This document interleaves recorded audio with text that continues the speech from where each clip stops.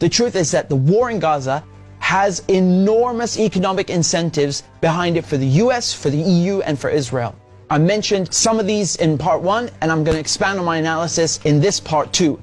See, Israel and the United States have been planning for decades to build what is called the Ben Gurion Canal.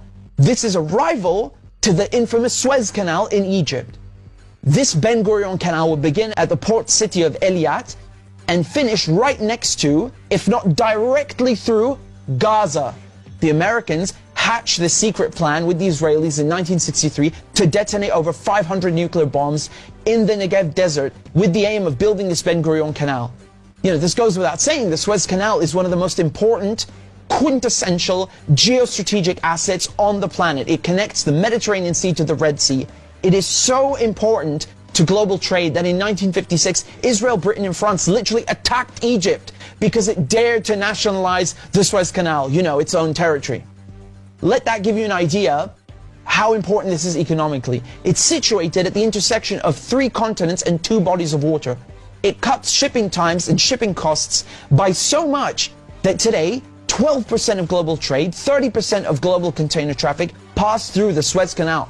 This is why Israel are absolutely obliterating Gaza. They want no more Palestinians and no more resistance. Uno scopo, distruggere Gaza.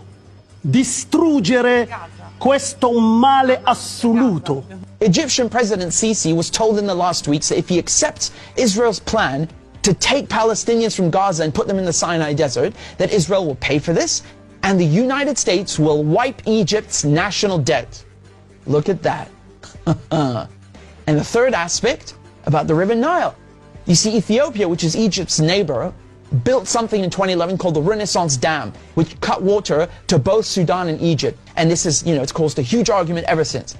Now, Ethiopia has a significant Jewish population. The United States, and specifically Israel, could theoretically lean on Ethiopia, as they have done before, and pressure it not to fill up its reservoirs, which is very good for Egypt, and shall we say would incentivize Egypt to take in people from Gaza. You see, you need to understand this Ben Gurion Canal is the last piece of the puzzle. It will cement the Americans' and Israelis' control over the world's most important shipping lane, giving them total control over maritime trade. So follow me down the map. The Red Sea, which would feed into the Ben Gurion Canal, it already has a huge presence of American and Israeli troops. Did you know, for example, that Israel's largest military base is located in the Red Sea on Dahlak Island in Eritrea? This base was hit by Yemen in the last few days in support of Gaza because Yemen is an integral part of the resistance axis. Yemen is located right next to Eritrea in a crucial area. I mean, we're talking about the Gulf of Aden. We're talking about the Bab el-Mandeb Strait.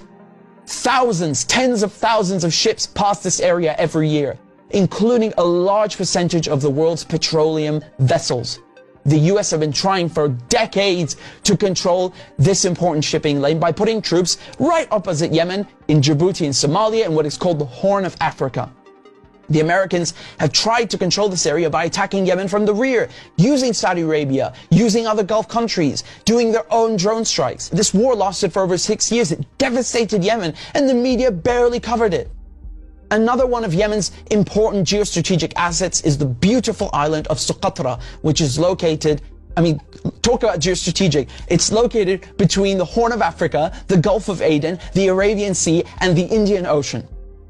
See, the UAE, after normalizing ties with Israel, they helped Israel to put spy bases and establish a military presence on Socotra Island.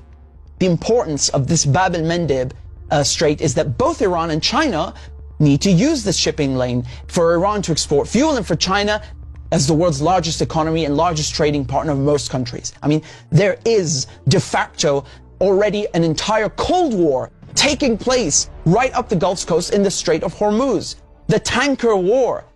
You see, what happens is that the US and Israel, they try to sink Iranian fuel ships, and then Iran responds in kind. You see, Britain also tried playing this stupid game as well in the Strait of Gibraltar. They hijacked an Iranian ship, and only when Iran did the same to a British ship did they finally, get the message and let the Iranian ship go. The US have gone so far as to even steal Iranian fuel tankers and sell off the cargo.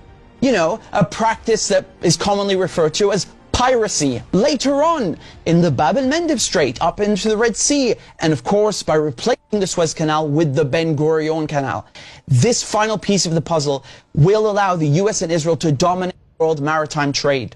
They can use this not only to the benefit of their own economies, but to damage and to attack other countries' economies, like China, like Iran, Egypt, Syria, Lebanon. I mean, this is literally highway robbery on the high seas. And the Ben Gurion Canal is key to all of this. You know, Egypt could stop this war in Gaza right now by shutting down the Suez Canal.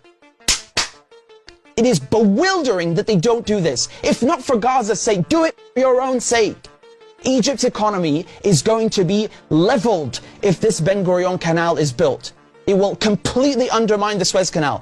Where is Saudi Arabia? Why don't they threaten to cut oil production for 1 week, for 1 bloody day, just to stop this war? Or is there something in it for them where God to be leveled and replaced with this canal? Where are the Arabs? Where are the Muslims? Look at the European Union. They have nothing in common with each other except geography. They have over 24 languages.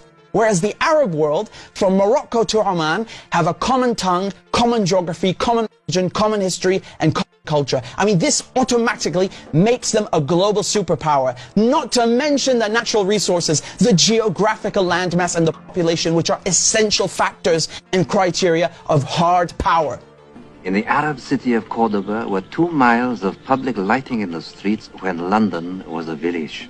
It's not only the size of the Arab world, but look at the straits. All the vital straits are located in Arab countries. The Strait of Gibraltar, which is Jabal Tariq, the Suez Canal, the Bab el-Mandeb Strait, and the Strait of Hormuz between Iran and Oman.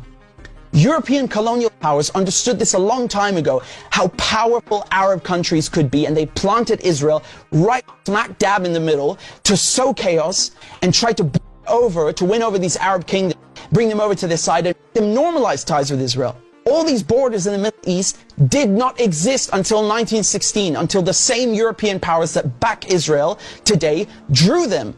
This is the Middle East before, and this is the Middle East after Sykes-Picot, after the French and the British ruined it. This divide and conquer strategy is all about carving up the Arab world, creating instability, and controlling resources and the straits. These powers, they always play this sectarian card. You know, they love to pit Sunni against Shia. They did this in Iraq, they did it in Lebanon, and now they try to do it between Arabs and try to pit them against Iran. In Palestine, they tell you, oh, it's about Jews against Muslims. No, it absolutely bloody isn't. The West are afraid of unity between Arabs themselves and between Arabs and Muslim countries. This war has nothing to do with Hamas. That's not what it's about. You know why people are wondering, how is this mass slaughter of civilians happening? The ardent support for Israel from the West. Europe stands with Israel. As we stand steadfast with Israel. The United States stands with Israel. Why are they allowing this to happen in broad daylight? They won't even call for a ceasefire. What's controversial about that? The answer is because this is their project too. This is also a European and American imperialist project, and they are complicit. This long-term plan concerns and screws the whole region. It will impact everybody in the Middle East negatively. And that is precisely why the whole resistance axis, Palestine, Yemen, Iran, Iraq, Syria, Lebanon, are all involved in this fight on multiple fronts.